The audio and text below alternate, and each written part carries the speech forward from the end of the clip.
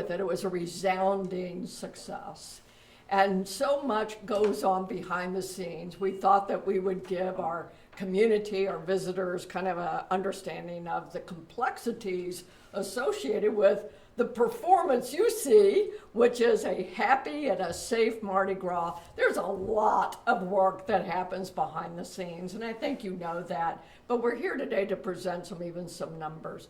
Prior to Mardi Gras, you are aware that the FBI had an initiative that we participated in for 3 weeks in which we were targeting major violent offenders. And during that 3 weeks lead up to Mardi Gras, which was with the intention to try to get as many of our high-level violent criminals off of the street preemptively, that garnered about 175 arrests. But during the Mardi Gras 10-day period, you know, we obviously want to thank our partners, from the National Guard to LSP, to our parish deputies who joined us, and all the other federal partners. But today I want to talk about NOPD. And so we're going to give you numbers that our team alone did, and I'm so proud of them and impressed. But what was going on behind the scenes is that NOPD themselves made 185 arrests along the parade route. And those arrests break down into these categories. 31 of those arrests were felonies. 64 were misdemeanors. 8 were for traffic-related arrests. And we did have one major juvenile offense, but we, in addition, arrested 17 additional minor offense arrests. And within those arrests, 9 of them were narcotics related, 18 were for weapons, 6 were fugitives, meaning there was a warrant for their arrest. Then we had 16 municipal or traffic attachments, and we had 60 summonses, where the person was not taken into physical custody, but they were issued criminal charges. In all, we confiscated 11 firearms. Now, we have a couple of special units within our police department that have more focused, targeted missions to them. The first one we call our GRIP team. I think you're familiar with that team. They are not an undercover team. They are uniformed for the most part. And they were deployed with a mission on St. Charles Corridor between Calliope and Martin Luther King Jr. Boulevard.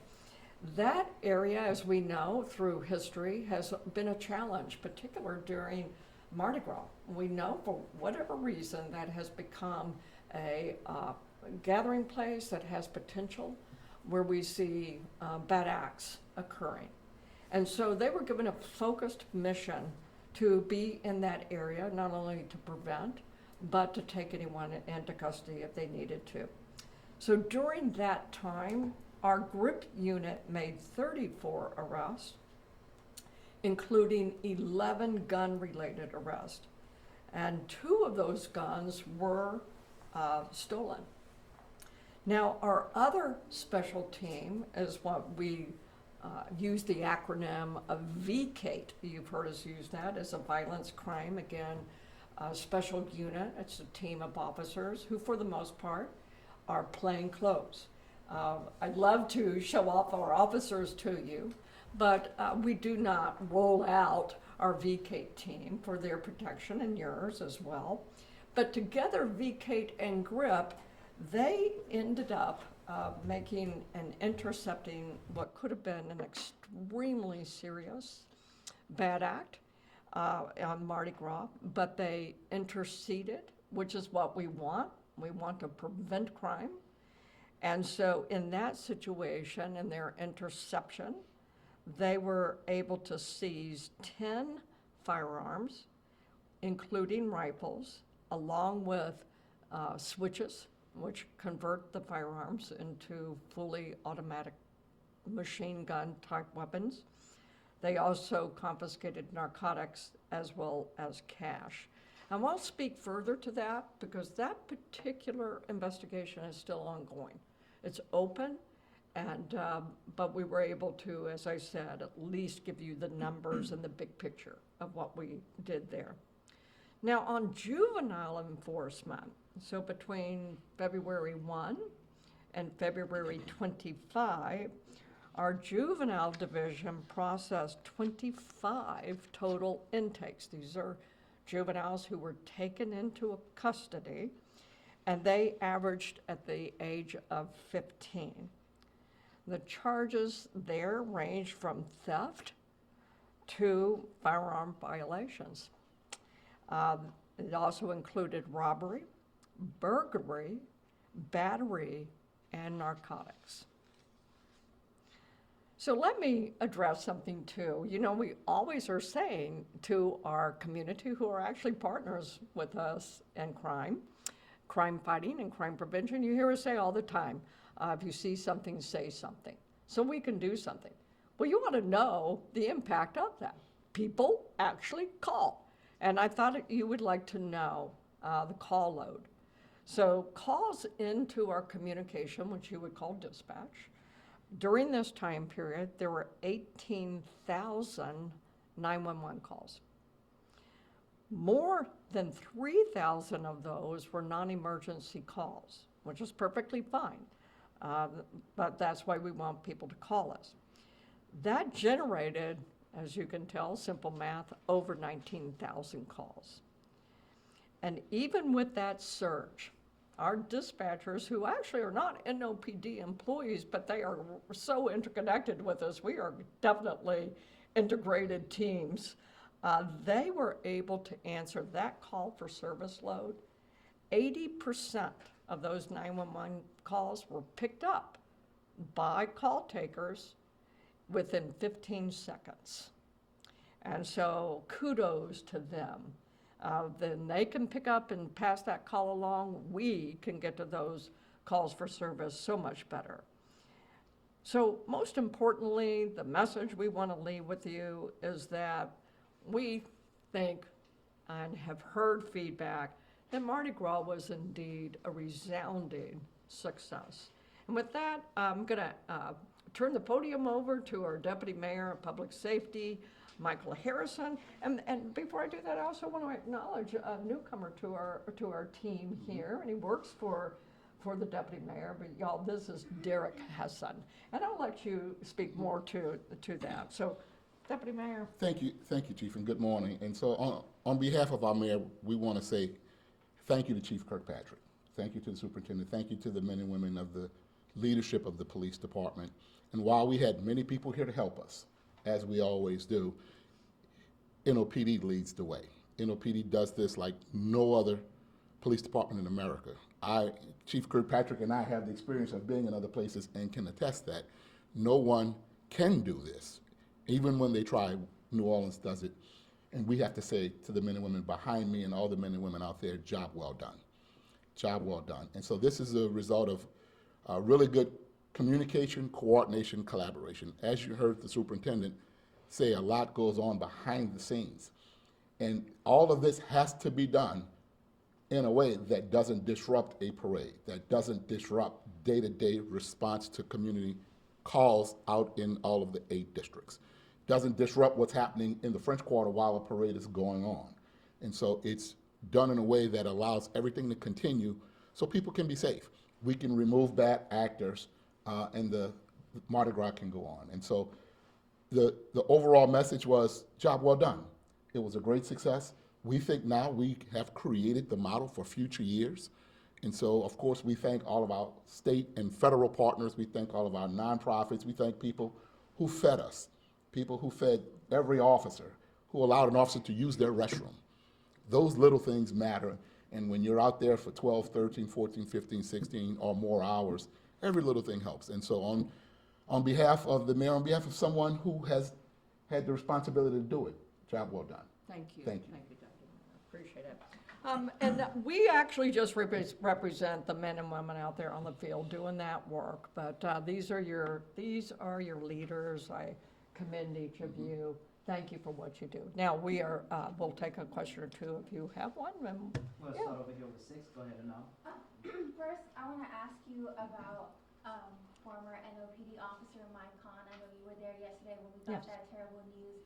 Is there anything you want to share? And then after that, I have a follow-up related to this. Sure. I was prepared for that you may ask that question. For those who do not know, we lost a former officer yesterday who did take his life. And it's unfortunate that this is our second in about 6 months. And so officer wellness is obviously very, very important to us. And that's not only for our professional staff, our officers who are active duty, but I have as much a concern for those who have retired. And our message to everyone internally is that you don't have to carry burdens of the heart alone. Every single one of us are here. If you've lost your way, that's okay. Reach out to us. We'll just walk alongside you. But we will honor him. He had a very excellent career here in this police department. He is well thought of. You know him as an expert on security and has had a national platform on that. And so, you know, we just will grieve for a while, but it is an issue and within law enforcement that these men and women see a lot of heartache, a lot of tragedy, and at times you don't know where to put it, and it can be overwhelming. But he is a man that we will honor, and many, even standing here, had personal friendships. And so.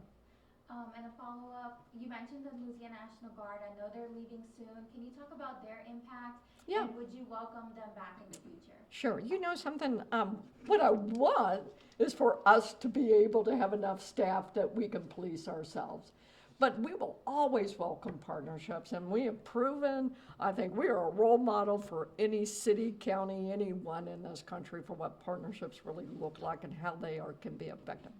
If we have a need for National Guard, would they be welcome? This chief, and we will welcome them, I believe our mayor, we've all said that. Our first goal is that we are staffed in a manner we can serve ourselves. Did they have an impact? Yes. We were just speaking about one event that we know for a fact that someone probably saw the sign in the French Quarter saying that their bags, their backpacks, their purses would be searched if they go in. We came across an abandoned backpack that had a weapon in it with a drum magazine in it. We believe that that was a direct result of National Guard being present, knowing that they were going to be searched, and they abandoned it. That, to me, is a prevention of someone that I would point to the National Guard getting that particular credit. Okay? Yeah. This year, and I can't remember this happening anytime in the recent past, you have 2 or 3 floats in major parades stopped, and the members that were on the floats taken off in the middle of the parade, and at least one case for very confusing reasons why that happened. Can you explain what the procedure is, and are you going back to see if things like that can be done better? And were law enforcement officers targeted by aggressive bead throwing? I think the first event was associated with aggressive bead throwing at officers, at NOPD officers. I understand NOPD, it could have been other officers as well. You know, that even constitutes assaultive behavior. It's unwanted touching. That's what the statute says. Makes something a crime when someone touches you in any manner that is an unwanted touching. What parade was that one? That was the first one, which was, what was the name of that parade? I forgot I don't know offhand. I don't want to give the wrong name because the crews take pride in there, and that's why I don't want to give the wrong name. But that was the issue at hand. It's one thing to throw the beads out, it's another thing when you know you're being targeted and it's with a certain level of force that you would be able to say by the behavior itself, it looks like a assaultive behavior. You know, as with anything, could people have been charged with crimes? Yes, technically, probably so. But isn't the end game is corrective behavior and accountability? And the cruise bosses and captains said that they would take care of it. If the end game is accomplished by simply removing the riders, then then we've accomplished the end goal. And so all of these crews have been told beforehand what will be accepted and what will not. You know, New Orleans, I've said it before, I'm going to say it again, we are a city of great tolerance. We really are. But we are not a city of lawlessness. And so lawlessness is not going to be accepted. That's the standard. It's a guideline. And these captains of their crews, they've all been told it. And so there was no surprise when decisions were made for the removal of bad actors. And then the rest of them suffered for those bad actors, right? I Right. mean, is that fair? That's correct. But they are going to, these captains, and we're going to do after action reports, right? We're going to sit down with our captains of our crews and we're going to talk about, is there a better way? And so that was what we agreed to. That is what we did. And in the end, I think year after year, there will be better behavior by our riders because they don't want to ruin it for everybody. And yet they did for that one float. Yeah. Channel 26. Hey. Hi. Yeah. Because I can't get through this, man. Looking at some of the stats that you guys said, are they on par from last year? And you spoke about the National Guard being here and them having that impact. Was that good enough for you guys to be able to spread out across the city more and having them here? You know, I'm going to let the Chief Gantier address that specifically because he's the overseer of operations. So if you don't mind, Chief, you answer that question. Can't give you the number from last year. We don't have that readily available, but we can say that was a success for us. You know, we had no major crimes, no shootings, no murders on the parade route. So that was a huge success for us. As far as the National Guard manning the French Quarter barriers, the interior, that really helped us to spread our officers out throughout the quarter. And you can see the results of those. Those are very good. We can get you the numbers from the 8th District. It was very low what the person's crime was, and I don't want to be inaccurate. It's somewhere between 6 and 8 during that whole time. So that tells you in itself that how well this went. And just to follow up on that, was there anything that you guys enforced this year that you truly want to bring into next year? Something new that you guys brought with you? I think the interior and exterior closures were well respected. We didn't have a whole lot of vehicles trying to get through and we had to, you know, lower our gates or any of our barriers. I think that was really successful. The secure guards that we have on Bourbon Street, we had to remove them obviously because of the size of the crowd, but those barriers were very important to us and that really is something we want to see in the future.